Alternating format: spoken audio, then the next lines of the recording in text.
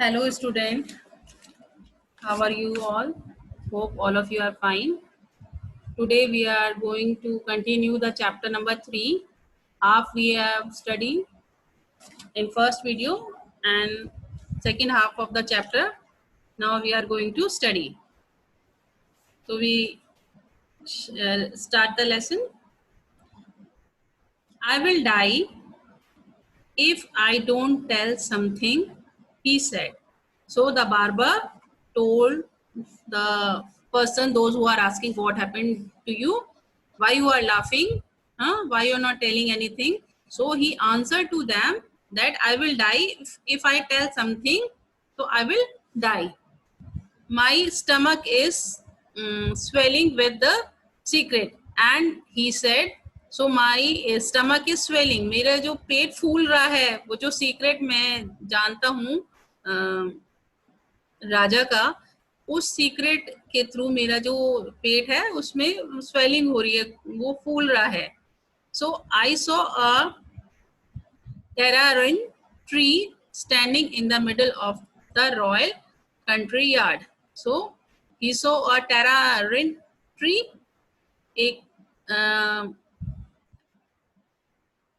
Tamarind tree होता है, उसने देखा वो जो राजा का कोर्ट यार्ड था, रॉयल कोर्ट यार्ड था, उसके बीचों बीच खड़ा हुआ है. He went up to it and whispered the secret to its trunk.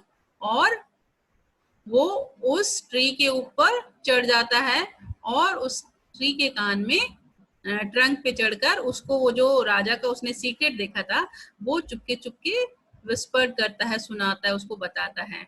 That night there was a firestorm and the tamarind tree was blown down. तो रात को क्या होता है, एक बहुत बड़ा तूफान आता है और वो tamarind ट्री का जो तना है वो उखड़ के गिर जाता है नीचे. The king was informed through the door, for he would not see anyone. So the king was informed through the door. तो राजा को डोर के पीछे से ही इन्फॉर्म किया जाता है कि what happened to the tamarind tree, for he would not see anyone, because he don't want to meet anybody, because he got the horn. So he doesn't want to meet anybody. So and he commanded the tree to be given to the royal magician. So वो राजा कहता है कि अब ये पेड़ टूट गया है, इस पेड़ को जो हमारा रॉयल म्यूजिशियन है राज्य का, उनके किंगडम का जो रॉयल म्यूजिशियन है कोर्ट का, उसको ये ट्री दे दिया जाए. Let him make a drum from the trunk of the tamarind and play it outside my chamber. और वो ऑर्डर देता है, ऑर्डर पास करता है king to give this tamarind tree trunk to the musician and he will make the drum with this tree and he will play the drum outside of my chamber. कि जो यहाँ का royal musician है उसको ये पेड़ का तना दे दो, उससे ये ड्रम बनाएगा और वो ड्रम मेरे चैम्बर के बाहर बैठ के बजाया करेगा. Soon the drum made of tamarind wood was ready. जल्दी से ही tamarind wood का ड्रम बन के तैयार हो जाता है. The courtier assembled outside the king's door and the royal musician began to play. और सारे के सारे जो दरबारी हैं, courtiers हैं, they are assembled outside the court because they are not allowed to sit in the court because the king is having horns and he is not allowed them to sit inside. So they assemble outside the king's door and the royal magician start playing the drum. But instead of thumb, thumb, thumb, thumb, that everyone expected the tamarind drum in tone, the king has horn on his head. The king has horn on his head. तो जब वो drum बजाना शुरू करता है royal musician, तो उसमें से थम थम की आवाज की जगह वो जो tamarind ड्रम है वो क्या आवाज देने लगता है, the king has horn on his head. The king has horn on his head. तो कि राजा के सर पर सींग उगाए हैं, राजा के सर पे सींग उगाए हैं, ये आवाज निकलने लगती है उस ड्रम से. The court burst out laughing and the king cried with range. और ये सुनकर जितने भी वहां पे कोर्ट में प्रेजेंट होते हैं लोग, दे ऑल स्टार्ट लाफिंग, और सब सुन के हंसने लगते हैं. And the king became very angry to hear this.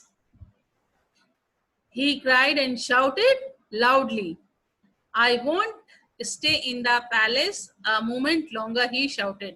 और वो जोर से चिल्ला के कहता है, मैं इस दरबार में 1 मिनट और भी नहीं खड़ा रह सकता हूँ.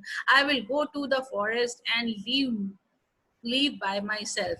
और मैं यहाँ से चला जाऊंगा और जंगल में जाके रहूंगा. Saying so, the tore off nightcap off and head and ran out of the palace, seizing the termite drum on his way out. और ये कहते कहते वो अपना नाइट कैप हटा देता है और उसके सर पे से वो जो सींग दिखने लग जाते हैं, और वो वहां से दौड़ता है पैलेस में से, अपने दरबार में से, अपने महल में से निकल के दौड़ता है और टेरामाइट ड्रम को ठोकर मारकर वो आगे बढ़ जाता है. The king lived for several year in the forest. और वो राजा फॉरेस्ट में जाके कुछ साल तक रहता है. He gradually learned about the beauty of the world around him, and there he learned and feel the beauty of the world around him. He learned to care the creatures smaller than him, and he learned there that to give respect to every small creature which is created by the God. He grew stronger, wiser and selfless. और अब वो जो राजा था, he became changed. He grew wiser, selfless and became a strong personality now. His only companion was the termite drum. और उसका जो एक companion था उस समय, वो क्या था? टर्माइट ड्रम ही था सिर्फ. And the drum when he beat it, और जब वो उस ड्रम को बजाता था, he gave him all the advice, और वो उसको सब तरह की एडवाइस देता था वो drum. And experience of the old tree, और सभी तरह के जो एक्सपीरियंस थे उसके, उस ट्री के, वो अपने एक्सपीरियंस उस राजा से शेयर करता था. He learned to play it so beautifully, और उसने उस ड्रम को बहुत अच्छे से बजाना सीख लिया था. That even the spirit of the tree were moved and they wanted to meet the God who had gave him the horns. So he learned to play it beautifully. वो ड्रम को अच्छे से बजाना सीख गया था. That even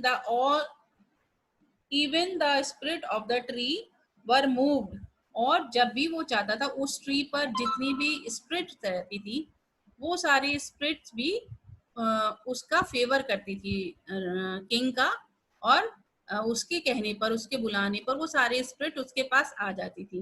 and they went to meet the god, और सारी स्पिरिट्स और वो भी, the king also wants to meet the god who had give him the horn, और वो उससे मिलना चाहते थे, उस गॉड से जिस गॉड ने उसको हॉर्न दिए थे.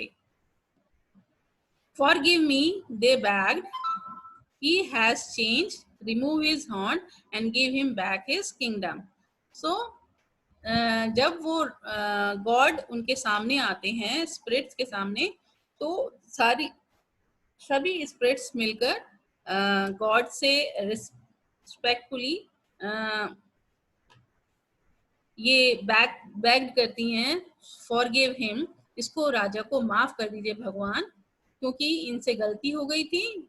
ही हैज चेंज, अब ये बदल चुके हैं, अब इनके सर पे से आप इनके सींग हटाकर और इनको वापस इनका राज्य दे दीजिए. The God waived his hand and the horn disappear.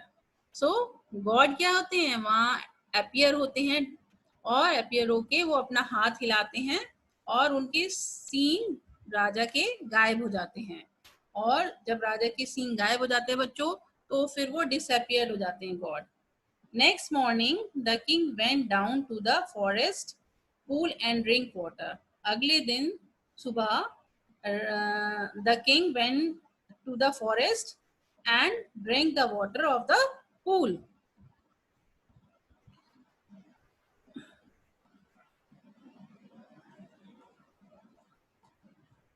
While cupping his hand, he saw his reflection, his lean sun tanned face looking back at him without any horn.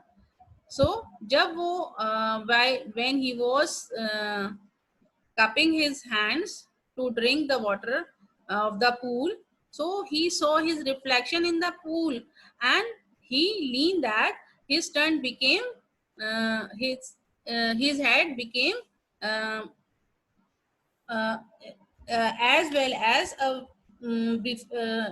before he is having. जैसे उसका sir पहले था, उसका sir वैसे ही हो जाता है. And he is not having horn on his head, और उसके हेड पर कोई हॉर्न नहीं थे. His head is now without any horn. And as he sat up in surprise, जैसे ही वो बैठता है उसको सरप्राइज होता है. Several horn rider burst into the clearing. तो बहुत सारे जो हॉर्न्स हैं राइडर्स के वो क्लियर हो गए हैं, जिनके भी बहुत सारे लोगों के हॉर्न थे वो भी क्लियर हो गए हैं. He found them to be his own countries, और वो देखता है कि अब वो अपने कंट्री में वापस जा रहा है. दे नेल्ट बिफोर, और जो जितने भी लोग हैं वहां पर वो सब उसको झुककर नेल डाउन कर रहे हैं, उसको सलाम कर रहे हैं, नमस्कार कर रहे हैं झुककर. Your majesty forgive us and come back. And they are saying, they are realizing their mistake and they are honored to their king, and they are saying, your majesty, welcome back, and we are happy that you are here again with us. The kingdom needs you. And they said to him, our kingdom needs the king like you, so welcome to your kingdom. The king went back to his kingdom. तो राजा जो है वापस अपने kingdom में आता है. He kept his tambourine drum beside him, और जो उसका टैमरिन का ड्रम था वो उसके पास ही रखा रहता है. ऑलवेज एंड रूल्ड वाइजली, और वो राजा अपने किंगडम को वाइजली रूल करता है. And yes, the barber kept his head but lost his job. जो बार्बर होता है ही उसका सर नहीं काटा जाता. ही विल नॉट हैंग, बस उसको जॉब से हटा दिया जाता है. The weak and never forgive. Forgiveness is the attitude of the strong.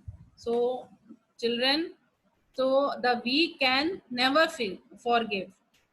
जो वीक होता है उसको कभी भी माफ नहीं किया जाता क्योंकि उसने गलती की होती है. Forgiveness is attitude of the strong. जो स्ट्रॉन्ग लोग होते हैं उनका एक बहुत अच्छा गुण ये होता है कि उनके अंदर फॉरगिवनेस का एक एटीट्यूड होता है जो सभी की गलतियों को माफ करता है. तो हमें भी माफ करना सीखना चाहिए.